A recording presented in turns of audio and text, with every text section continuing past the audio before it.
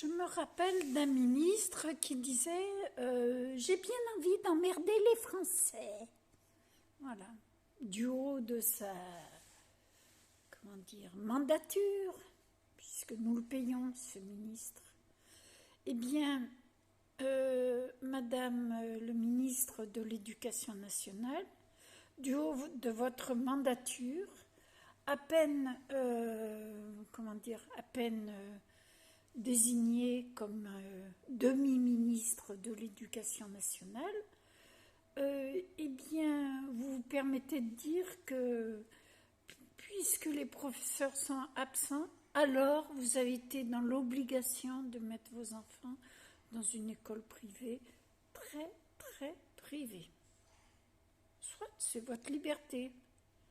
Mais en tant que ministre, je trouve que vous avez fait là une faute, mais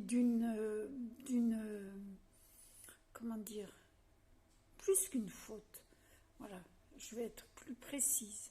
Vous avez été provocatrice, parce qu'à bien y réfléchir, si les professeurs sont absents, c'est peut-être, Madame la ministre, parce qu'ils sont malades, parce qu'ils ont été opérés, qu'ils ont eu des opérations très lourdes, ou parce qu'ils ont eu des cancers, ou parce qu'ils ont eu des dépressions liées au burn-out, parce qu'on leur met sur la tête des conditions de travail impossibles.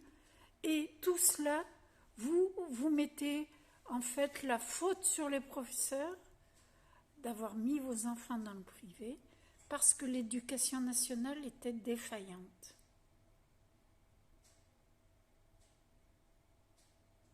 Incroyable, incroyable de mépris et de provocation.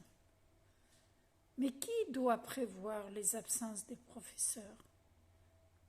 Ce n'est pas d'aujourd'hui que des professeurs sont opérés ou que des professeurs ont des cancers malheureusement ou que des professeurs ont des burn-out. Encore que les burn-out, c'est de plus en plus, parce que quand on voit comment on traite les professeurs actuellement, c'est un pur scandale. Payer une misère avec devant un public d'enfants mal éduqués et en plus des conditions de travail lamentables, c'est-à-dire que les professeurs vivent dans un milieu malsain. Peut-être que c'est pour ça qu'ils sont absents après. Ménage pas fait, pas d'encadrement, pas de surveillance. Alors ils doivent tout faire.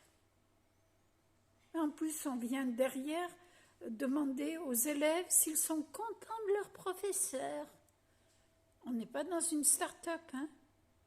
Excusez-moi, vous n'avez rien compris au film.